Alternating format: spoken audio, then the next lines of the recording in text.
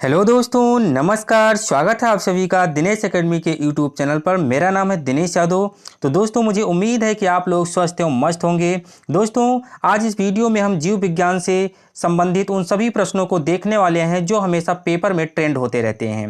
ये वही प्रश्न हैं जो आपको छोटी से बड़ी परीक्षाओं में हमेशा परेशान करते हैं। तो चलिए 10 से 15 मिनट का समय दीजिए। आज इन सभी प्रश्नों को हम खत्म करने वाले हैं। फर्स्ट क्वेश्चन है, निम्नलिखित में से कौन सा नाइट्रोजन स्त्री कारक जीवाणु है? ऑप्शन है साल्मोनेला, राइजोबियम, स्यूडोमोनास, यूकोलाई। बहुत ही जबरदस्त और तगड़ा क्वेश्चन है दोस्तों, ये पेपर में हमेशा आपको मिलता है।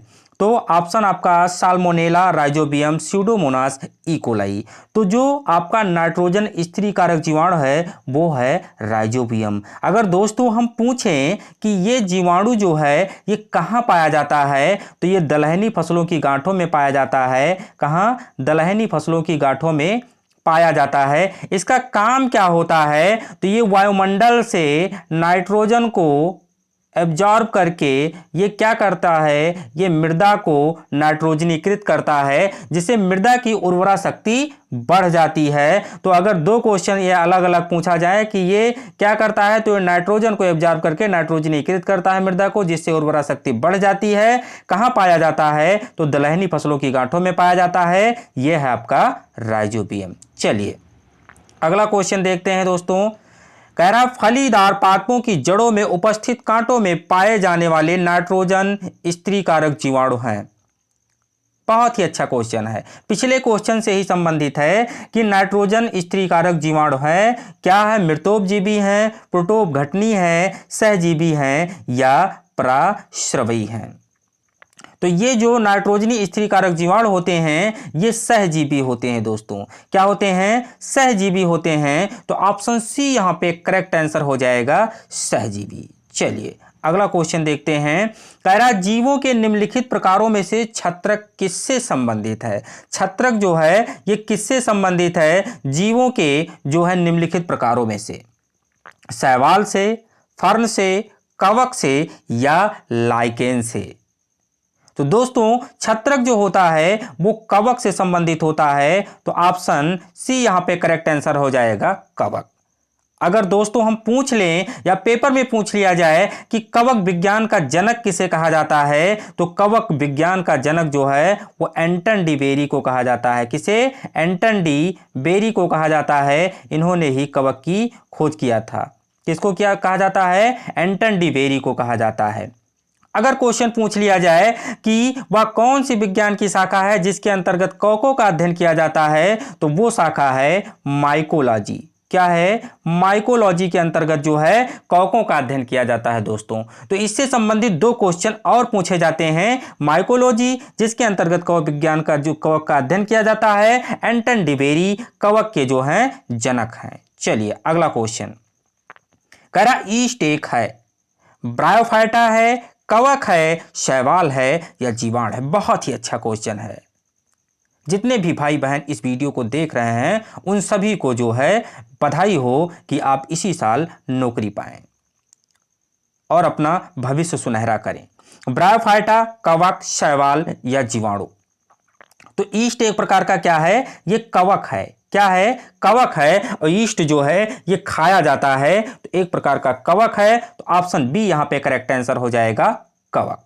चलिए अगला क्वेश्चन। कह रहा है लिटमस अम्ल क्षार सूचक प्राप्त होता है। लिटमस किससे प्राप्त होता है? ये यहां पे क्वेश्चन पूछा गया है और ये बहुत बार आपको छोटी बड़ी परीक्षाओं में क्वेश्चन देखने को मिल जाएगा दोस्तों। जीवाणु से, लाइकेन से, विषाणु से या इनमें से कोई नहीं? तो लिटमस अम्ल या क्षार सूचक जो प्राप्त होता है वो प्राप्त होता है लाइकेन से। तो दोस्तों ऑप्शन बी यहां पे करेक्ट आंसर हो जाएगा, लाइकेन। क्या हो जाएगा? लाइकेन। और लाइकेन जो होता है ये सहजीवी भी होता है। तो ऑप्शन बी यहां पे करेक्ट आंसर हो जाएगा, लाइकेन। चलिए अगले क्वेश्चन की तरफ बढ़ते हैं। अगला क्वेश्चन है निम्नलिखित में से कौन प्रदूषक संकेतक पौधा है? बहुत ही अच्छा क्वेश्चन है। शैवाल, कवक, लाइकेन या फर्न? तो यहां पे भी क्या हो जाएगा, लाइकेन। ऑप्शन सी यहां पे करेक्ट आंसर हो जाएगा, लाइकेन। लाइकेन जो होता है ये प्रदूषक संकेतक पौधा होता है, तो ये क्या हो जाएगा, लाइकेन। चलिए अगला क्वेश्चन।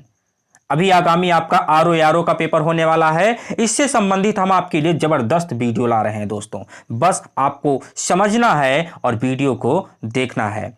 निम्नलिखित में से कौन सा स्वपोषित है, तितली है कि शैवाल है, मशरूम है कि टिड्डा है।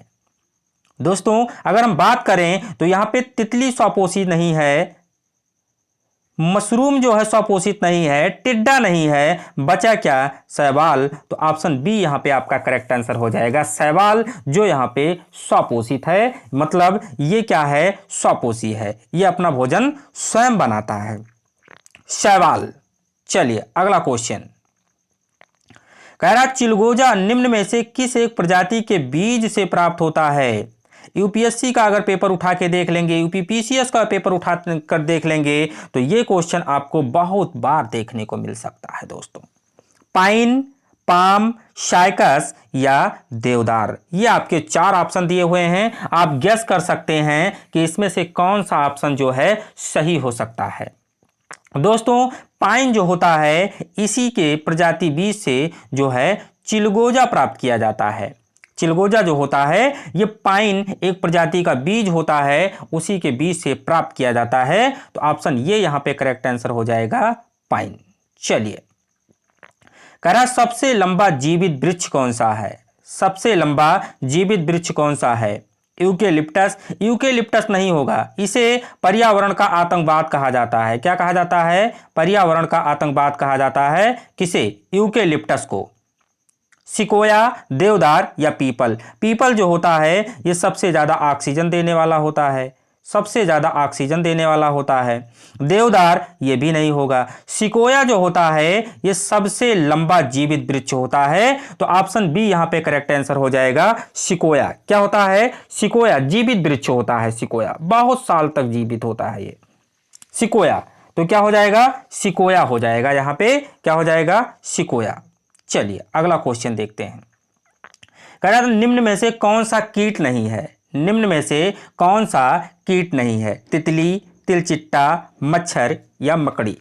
निम्न में से कौन सा कीट नहीं है, मतलब कीटों की श्रेणी में कौन सा इसमें जीव नहीं आता है, तो वो हो जाएगा आपका तिलचट्टा नहीं होगा, मच्छर नहीं होगा, तितली नहीं होगा, तो होगा क्या, मकड़ी। मकड़ी जो है ये कीट में नहीं आता है, और ये 3 जो ऑप्शन हैं ये आपके कीट पतंगों में आते हैं, तो ऑप्शन डी यहां पे करेक्ट आंसर हो जाएगा, मकड़ी। अगला क्वेश्चन, निम्न में से किसकी उपस्थिति के कारण गिरगिट रंग बदलता है। कहावत तो आपने सुना होगा कि आप गिरगिट की तरह रंग बदल रहे हैं। हीमोग्लोबिन नहीं, क्योंकि हीमोग्लोबिन कोई वर्णक नहीं है, हीम नामक रंजक पदार्थ के कारण इसका रंग जो होता है लाल होता है, ये खुद एक वर्णक है। वर्णक क्लोरोफिल, ये जानते हैं कि पौधों में पाया जाता है, जिसके कारण पौधे हरे रहते हैं, ये हो क्लोरोफिल। वातरंध ये भी नहीं होगा। हीम तो गिरगिट में पाया जाता है वर्णक, क्या पाया जाता है, वर्णक, जिसके कारण यह हमेशा रंग बदलता रहता है। इसी का एग्जाम्पल दिया जाता है कि आप गिरगिट की तरह रंग बदलते रहते हैं। चलिए अगले क्वेश्चन की तरफ बढ़ते हैं। निम्नलिखित उड़ने वाले जीवों में से कौन सा पक्षी वर्ग में नहीं आता है। बहुत ही जबरदस्त और अच्छा क्वेश्चन है। चमगादड़, कौवा, चील या तोता। तो अगर पक्षी वर्ग में देखें तो नहीं आता है, तो कौन नहीं आएगा। देखिए कौवा जो है ये पक्षी वर्ग में है, कौवा जो है ये पक्षी वर्ग में है, चील भी है, तोता भी है, चमगादड़ जो है ये पक्षी वर्ग में नहीं है, तो ऑप्शन यहाँ पे ए सही हो जाएगा, चमगादड़, और ये जो है 3 नहीं होंगे क्योंकि पक्षी ग्रुप में हैं। और चमगादड़ जो होता है ये क्या है, स्तनधारी है, क्योंकि ये अपने बच्चों को जो है दूध पिलाता है। चलिए अगला क्वेश्चन कह रहा, पक्षियों के हृदय में कितने कोष्ठक होते हैं। बहुत ही जबरदस्त और तगड़ा क्वेश्चन है। पक्षियों के हृदय में कितने कोष्ठक हैं। कोष्ठक से संबंधित, हृदय के कोष्ठक से संबंधित क्वेश्चन पूछे जाते हैं। मछलियों के हृदय में कितने कोष्ठक होते हैं। मगरमच्छ के हृदय में कितने कोष्ठक होते हैं, मानव के हृदय में कितने कोष्ठक होते हैं। यहां पे क्वेश्चन थोड़ा अलग टाइप से है कि पक्षियों के हृदय में कितने कोष्ठक होते हैं। तो देखिए यहां भी इनके हृदय में 4 कोष्ठक होते हैं। कितने? 4 कोष्ठक होते हैं। क्या? 2 निलय होता है और 2 अलिंद होता है। 2 निलय और 2 अलिंद होता है। 4 कोष्ठक कुल मिला के पाए जाते हैं दोस्तों। इनकी अगर बात करें, इनकी अस्थियां जो होती हैं कैसे होती हैं, तो इनकी अस्थियां जो होती हैं वो खोखली होती हैं। क्या होती हैं? खोखली होती हैं पक्षियों की। और इनकी हड्डियां जो होती हैं वो वायु युक्त भरी होती हैं, वायु कोश युक्त होती हैं, जिसमें हवा भर जाती है। तो ऐसे क्वेश्चन पूछे जा सकते हैं। चलिए अगले क्वेश्चन की तरफ चलते हैं। कह रहा सबसे छोटा पक्षी कौन सा है।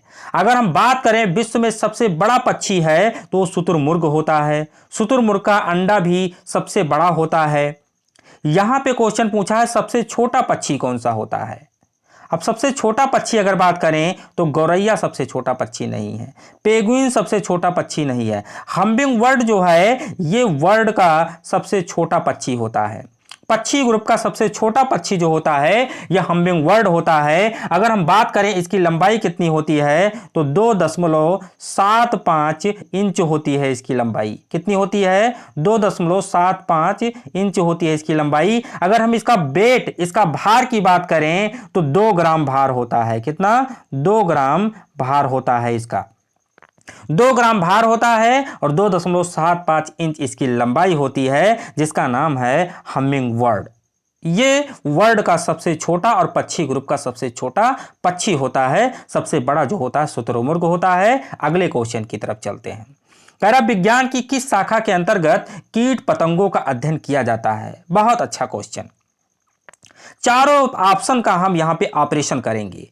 अगर हम बात करें मैमोलॉजी तो यहां पे स्तनधारी का अध्ययन किया जाता है। यहां पे किसका किया जाता है? स्तनधारी। क्या किया जाता है? स्तनधारियों का अध्ययन किया जाता है मैमोलॉजी के अंतर्गत। अगर हम बात करें इकोलॉजी तो इकोलॉजी के अंतर हम क्या करते हैं? वातावरण में रहने वाले जीवों, जैविक और अजैविक, इनके विविध संबंधों का अध्ययन किया जाता है इकोलॉजी के अंतर्गत। एंटोमोलॉजी के अंतर्गत हम क्या करते हैं? इसके अंतर्गत हम करते हैं कीट पतंगों का अध्ययन। किसके? कीट पतंगों का अध्ययन। और यही क्वेश्चन में पूछा गया है, तो ऑप्शन सी यहां पे करेक्ट आंसर हो जाएगा, कीट पतंग। विज्ञान की किस शाखा के अंतर्गत कीट पतंग का अध्ययन किया जाता है? तो हो जाएगा एंटोमोलॉजी। अगर हम बात करें एनाटॉमी तो एनाटॉमी की जानते हैं इसके अंतर्गत क्या किया जाता है? इसके अंदर शरीर एवं विविध अंगों की रचना का अध्ययन किया जाता है। शरीर एवं विविध अंगों की रचना का अध्ययन जो है एनाटॉमी कहलाता है। चलिए अगला क्वेश्चन